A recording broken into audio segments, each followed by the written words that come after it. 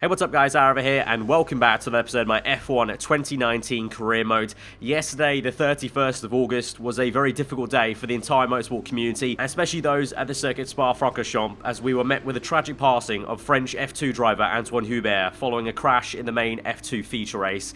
Today, Formula 1 raced on, and as such, today I continue my job of trying to hopefully entertain you guys in this career mode video, just as I normally would. But this one is for Antoine.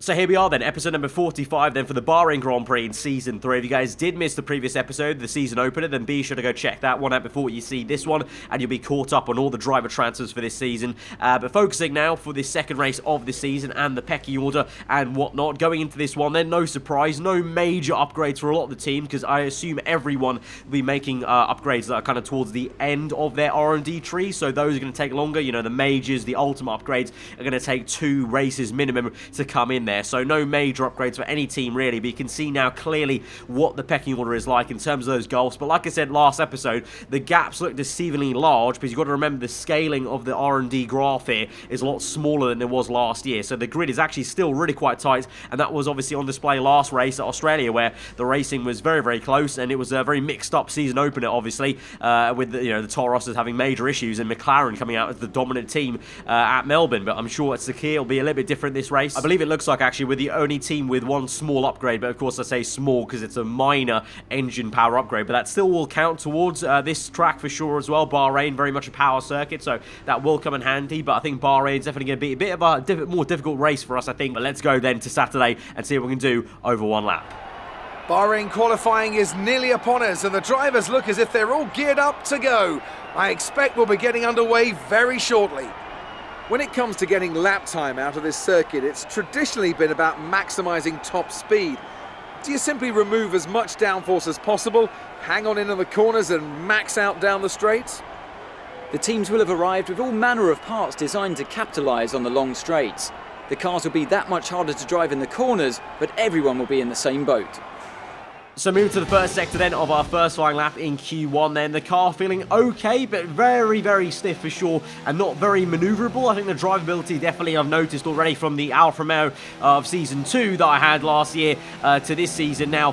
Very, very different there. I don't know if that's also the Honda engine, maybe also playing a part in the drivability of how I can go up the gears and play around with the car mid-apex basically, but that also might be a chassis side of things. But the car felt very stiff around Bahrain, even though the setup was relatively the same as last season with the Alfa Romeo car in terms of the springs and the balance of that. So it wasn't really a setup issue. I think it was just more the car, the way it was reacting to Bahrain. So definitely wasn't feeling amazing on the first run. The second run we go a little bit better and improve enough to get up into Q2. But I think maybe here Q3 might be a difficulty. We're going to have to see about that. But I genuinely think that we might have a bit of a fight on our hands to get into the top 10 shootout here, because you can see there Q1 we're down in P12. My teammate does much better, but into Q2 it might be a different story once everyone starts to wind up their engines and get going fully here. But here we go, a little bit of a lock up on the front right tyre. That turn 1 felt horrendous all laps basically there. It's almost like I kept on waiting for the car to bite in and turn in and just never came in. So the understeer was just so much there in that first 2 turns, so I never fully got to grips with that. But we go across the line then for that first lap then in Q2. That's going to be a one and only lap, because that will get us through into Q3, but by the skin of our teeth there in P10. Once again Gasly in P6, so he seems to be doing pretty okay there, but it's such a close margin in terms of the lap times there that even a 10th or 2 will really move us up the order there. But we just make it through into this shootout then, so just happy to be here really. And now we're going to see what we can do. We're in P8 then with the first flying lap, but into turn 1 on the second run, a little bit of a slidey rear end there as we go down to first gear, but that actually very oddly gets us some time there as we get a much better exit then into turns 2. So that was a little bit unideal from my perspective. That could actually work there, because that was a bit of a mistake on my part, but it actually found us some time. So that was a little bit frustrating to watch on and watch back there, but nevertheless that's just how it is. And so we go through now to the last turn, bit aggressive over the curb, a little bit wide on the exit there where it's snagged on the curb a little bit. We still gain about nearly 2.5 tenths there across the line, and it'll be P7 then for us today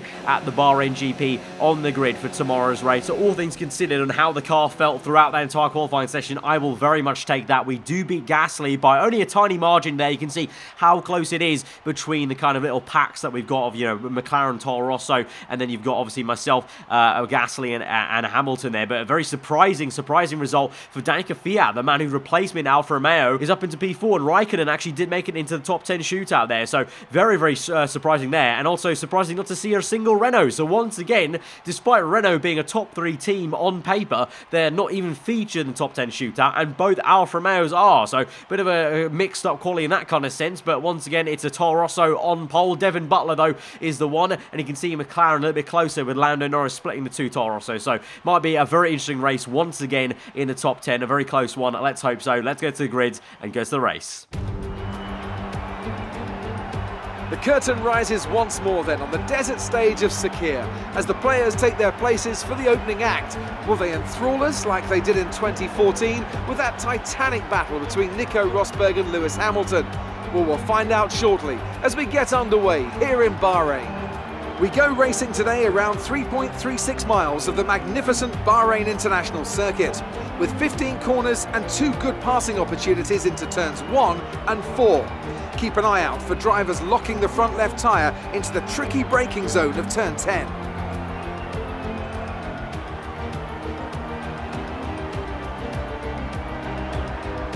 Bahrain has showed us many times in the past, though, Anthony Davidson, that a good strategy will only take you so far.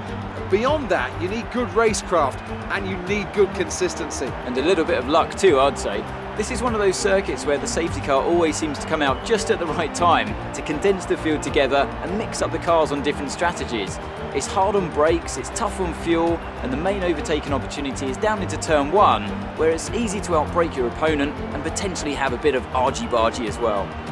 With the race minutes away from starting, here's what today's grid rundown looks like. Devin Butler put in a fantastic lap yesterday and will start from pole position. And it's Charles Leclerc in P2. Looking down the rest of the grid, we have Fiat, Perez, the engineer, and Hamilton, Gasly, Raikkonen, Magnussen, and George Russell, Norris, Faber, Daniel Ricciardo, and Hülkenberg, Verstappen, Vettel, Valtteri Bottas, and Roman Grosjean, Stroll, and Antonio Giovinazzi starts from the back of the grid. And now it's time to head down to the track.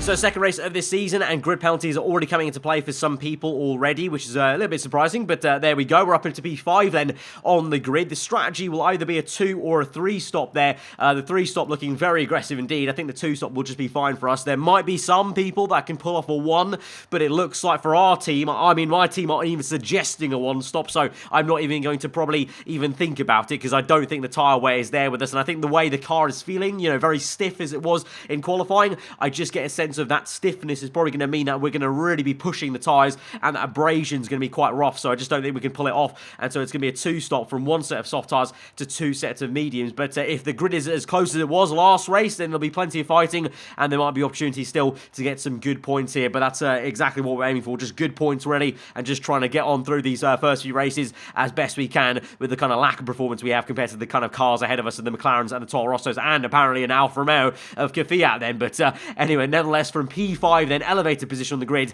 Let's see what we can do today, the second round of Season 3 here at the Bahrain Grand Prix. As we go to 5 red lights under the night sky from P5 on the grid. Lights are out and we're underway. It's a smoky start there for Sergio Perez there. A lot of wheel spin in the McLaren. For us, it's a horrendous start compared to Hamilton, who gets down the inside. We tried to go defensive, but he sends it to the inside of not only myself, but Perez. We do a bit of jockeying for position and try and thread our car through. And Gasly also there as well, up into P6. So both Red Bulls overtaking the Mercedes car, and so we're remaining in P5, and Gasly now up into P6 behind. But now you've got Danica Fiat in P2. He's made some contact with the Toro Rosso of Leclerc, and Leclerc now momentarily was down to P3. He's back up into P2. We meanwhile get Sergio Perez there as he was caught up in that domino effect of Fiat and Leclerc making some contact that was into that right-hander, and so we're up into P4. So we've been gifted that position effectively, because I really didn't think we were going to be getting a McLaren car this race, but Perez then caught napping, and so he comes through now as we move on to lap number 2, though, showing off the McLaren pace in a straight line there. No DRS available, of course, quite yet. We go defensive, though,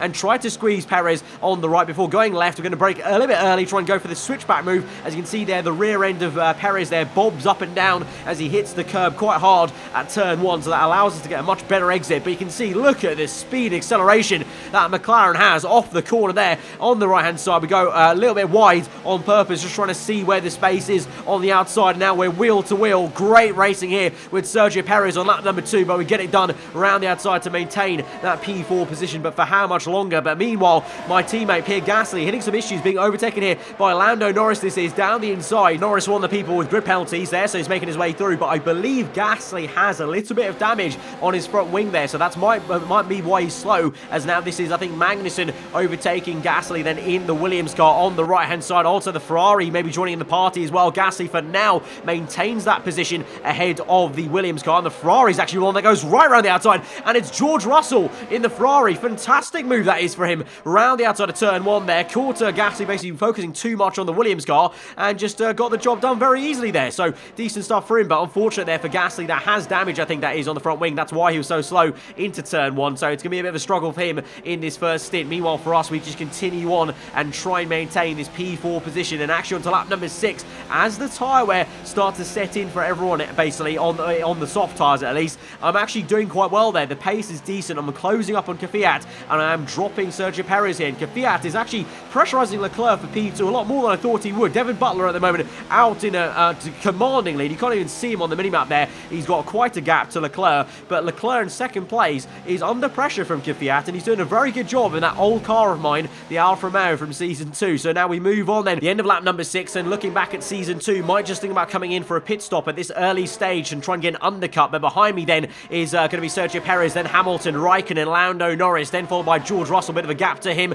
and then Max Verstappen, who's done a quiet job of getting up into the top 10. I think that is just about there. So both Renaults were very down in their qualifying, but looks like they have some good race pace, so they'll be hoping to try and recover some decent points. Of course, Lucas Weber got a podium last race there, so to be fair, I said that Renault were surprisingly off the pace. That might just be a qualifying issue for them. They might still have a very good race car, and so that might be a common theme this season. I don't know. We'll have to see if the pattern forms over the next few races. But yeah, we do make a pit stop then on lap number 6. Onto lap number 7, we come out on a set of medium tyres. Looking after what happened in Season 2, where we had such a big undercut at this Grand Prix circuit, I thought I'd go for it again and try and go early and see if I can try and maybe jump Kvyat and try and pressurise Leclerc for P2 there, which is quite crazy to say. But at the moment, the pace is actually there in the car, and it's not feeling too bad. And also, there's a lack of pace when the guys such as Sergio Perez and Lando Norris are being caught up in, traffic and fighting other people. But we now move on at the end of our outlap, then catching up to Giovinazzi in the Rich Energy Haas car going down the inside. It's a very close move there as Giovinazzi squeezes quite a fair bit there,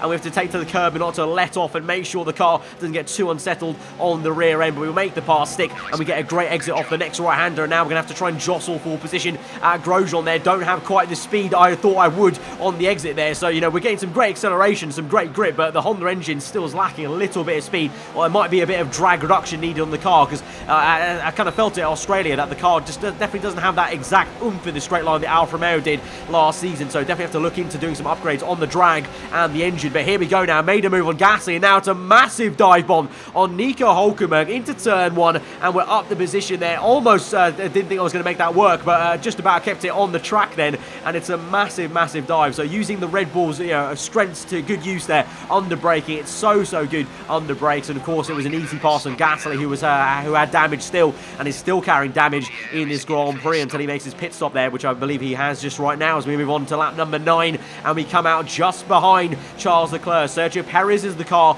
behind me then, so Kvyat maybe yet to make a pit stop yet. So I think I can safely say we probably should be jumping Kvyat now in this pit stop phase, because we're this close to Leclerc. And the even better news for us is that we're actually both catching a bit of traffic here, and Leclerc's going to have to make these overtakes, and whilst he does that, might slow himself down, and so we have a little bit of a chance to perhaps even attack Leclerc. We'll see though, because that Toro Rosso is mighty quick, as shown by Devin Butler. But let's see, as we now close up on Lance Stroll, is going to be very slow on the right-hander there. We have to lift off majorly not to smash the back end of him, and we now go to the switch move to the inside then to get up into P11. I thought I was going to make the move on the outside then, but as Leclerc squeezed Stroll out, very awkward that got up the hill, which is usually flat out there in qualifying, so I had to make the dive to the inside instead, and thankfully made it work. And so up into P11, and we continue to chase after Leclerc, but he's going to have DRS on that Mercedes Mercedes car there, but let's hope, I don't know, the Merc should put up a bigger fight than that Racing Point car, so let's see though. But Leclerc goes down the inside. In the background you can see the Alfa Romeo of Kvyat, so we have jumped the rush in, but Leclerc side by side, and Bottas gets the move done and gets Leclerc back then. So yeah, the Mercedes car definitely is going to be a little bit harder for Leclerc to overtake the Mercedes car and dispatch him, so that's going to play right into our hands. And we go through to the end of Sector 1, closing right up there, almost pushing Leclerc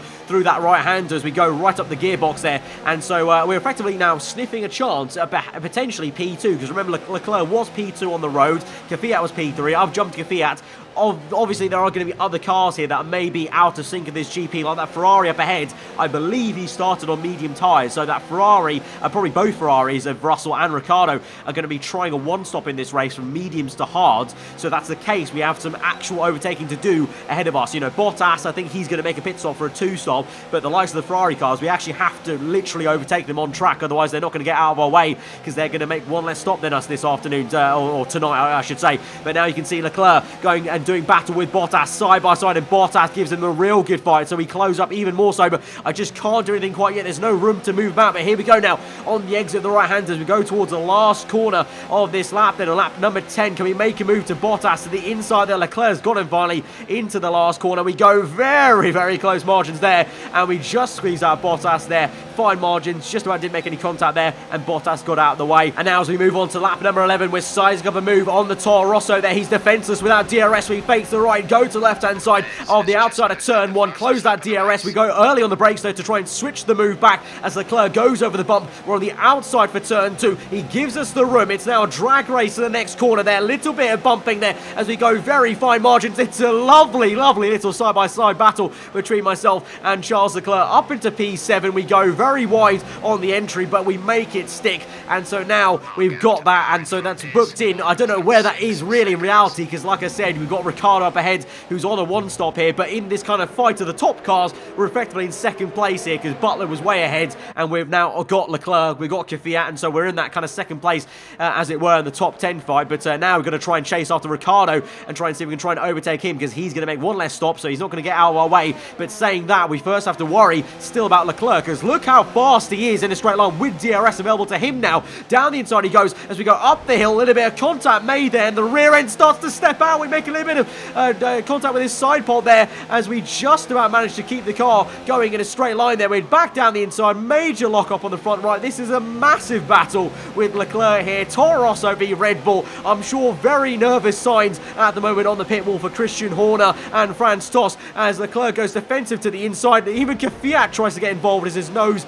is there on the inside as the proximity arrow went red. But we move on for another lap then, lap number 12, and again we're in the DRS and slipstream of Leclerc. This time though, saving some ERS and trying to learn from the previous lap. Need to save some ERS to try and use it to kind of get away from Leclerc, because he's so quick when I don't have DRS. You know, in this scenario, I'm quicker than him in a straight line, but that's literally just because of the DRS and only that. But that Toro Rosso is so rapid, we need enough ERS to push off here. And again, you can see now that second activation zone, Leclerc gets it. He's down the inside. It's another real close fight. A little bit of tyre banging goes on the front right to his front left, and Leclerc has got the position once more, where we make a massive dive and use the Red Bull's brakes to good use, and we get back to the inside for P number 7, but into the hairpin, a little bit too deep there and wide, and Leclerc sends it back to the inside, and he's once again going to try and fight us here for P number 7, and he's going to get it this time on the outside there to that very awkward left-hander. We lock up, he shuts the door on us over the apex there as we go over the curve very awkwardly, lose some speed there, and Leclerc goes pushing away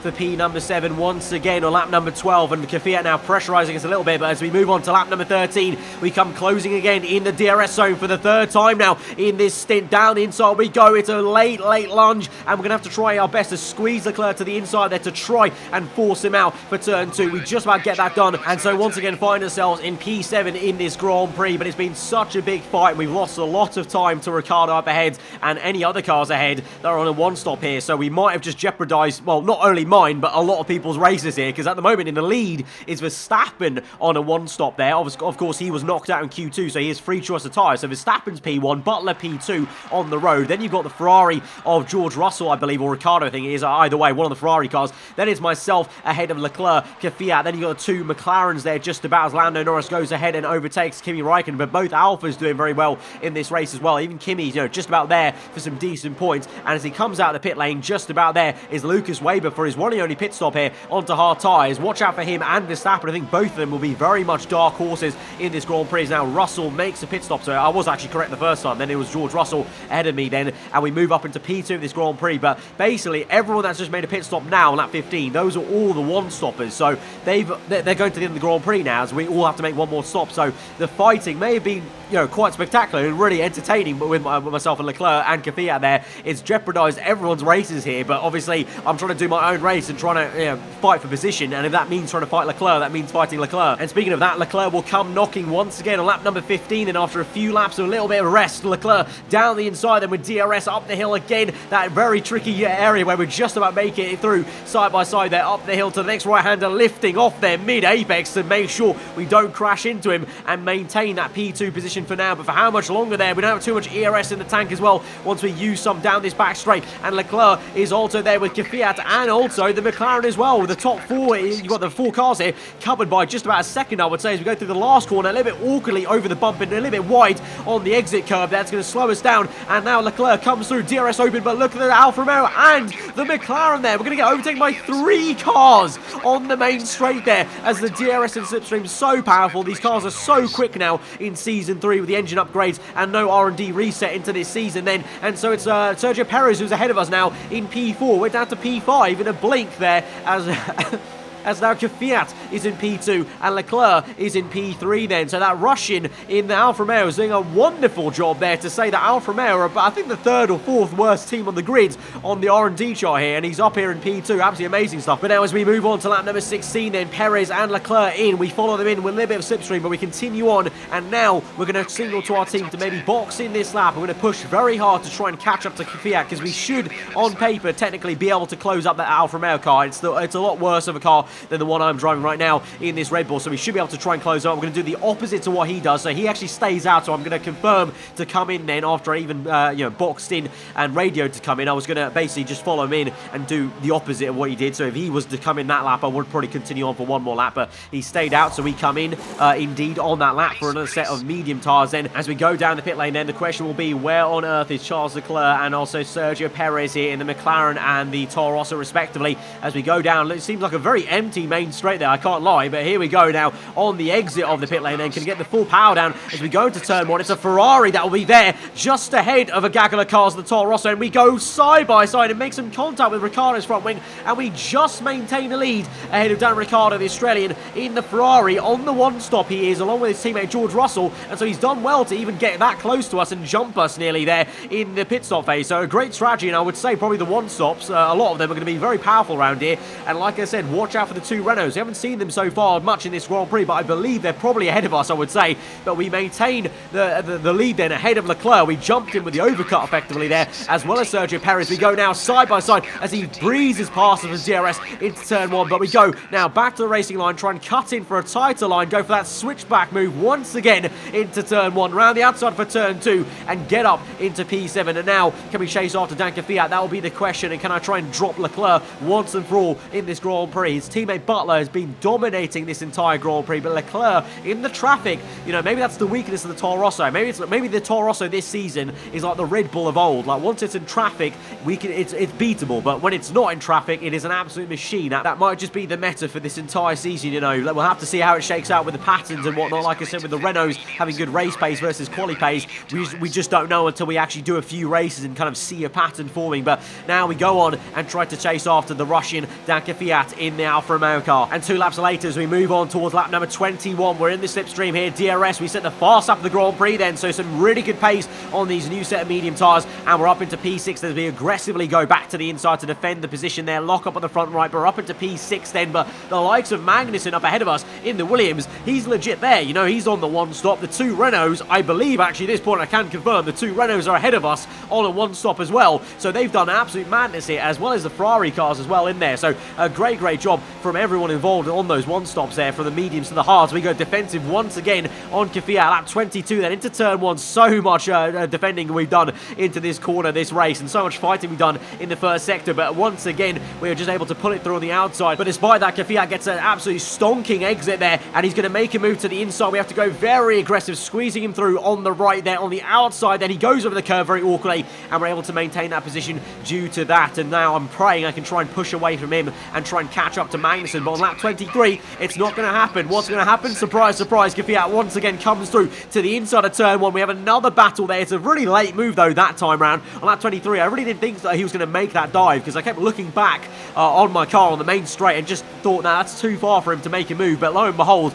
on the brakes, the Russian looking very, very confident in the Alfa Romeo car. But now we're down the inside of that right-hand turn, so the place where we made the move on the outside, this time we're on the other side of the track, and Kvyat's got a very good exit there, and he's going to squeeze us through on the right. And if we committed any more to that corner, that car was probably going to get spun round there. So very close margins, and Kvyat gets the place back for P6. So the fight is not just easily done and there for that P6 position, but I give Kvyat the benefit of the doubt onto lap 24 and allow him to stay ahead with trying to save some ERS modes to maybe see if he can catch Magnussen, and then we can both overtake him. But alas, not going to work out, so we have to try and overtake him properly and try and push away for sure.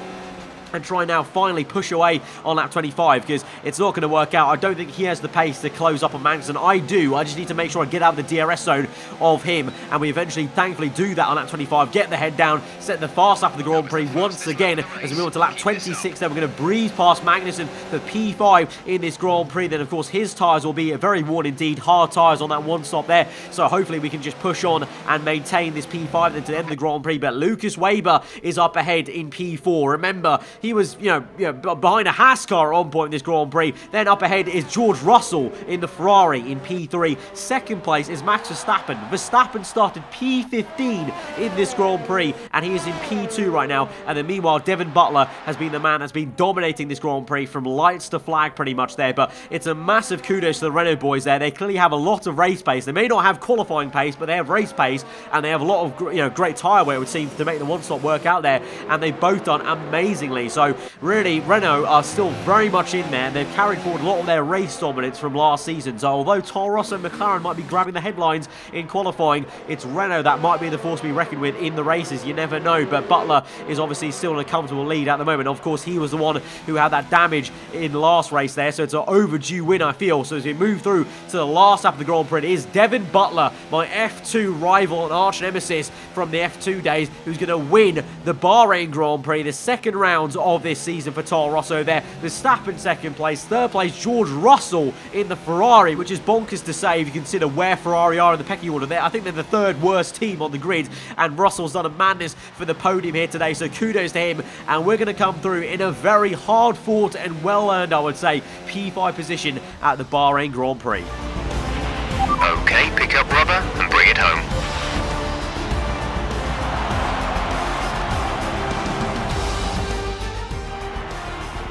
So, another fantastic victory for Toro Rosso today.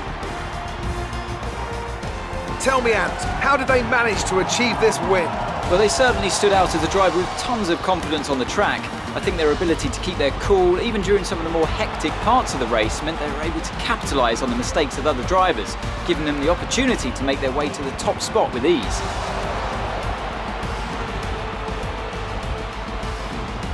And look at this, they're coming out now. Toro Rosso have developed something of a reputation for forging exciting talent, and we can see that here. An incredible victory.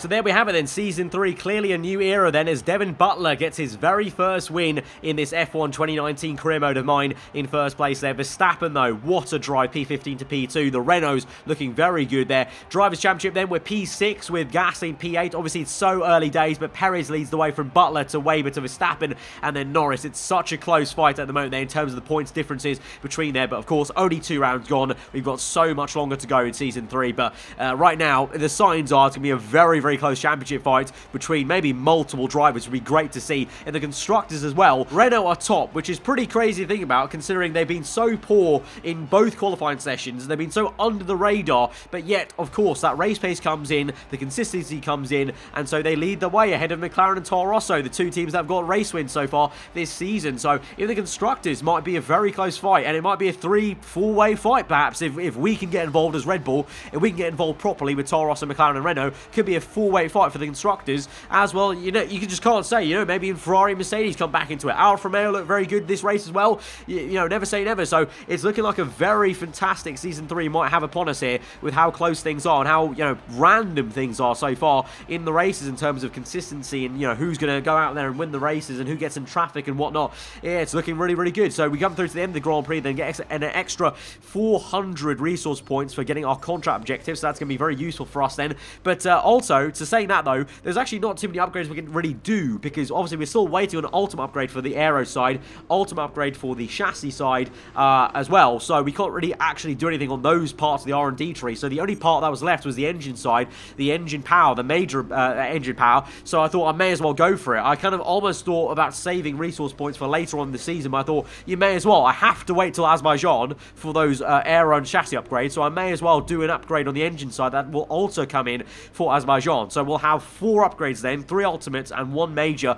for the Azerbaijan Grand Prix. It does mean next race for China, I have no upgrades, so China might be quite a difficult one depending on how other teams upgrade if they do so. So we'll have to wait and see for that one. But well, this one's been a very thoroughly entertaining Bahrain Grand Prix. Frustrating in a way because all those one-stoppers did jump us due to how much we were fighting Leclerc, but it was such a great scrap really, and really hard fought P5 position like I said right at the end when we got to the checkered flag. So guys, if you did enjoy that one, be sure to smash the like button. Let me know what you thought in the comments below. If you're new around here, do subscribe for weekly fall-on content. And I'd just like to end off the episode by saying that was a very fittingly, you know, hard and fast race there, and a really fitting one to try and honour Antoine Hubert, who sadly lost his life yesterday in the F2 race at the Belgium Grand Prix.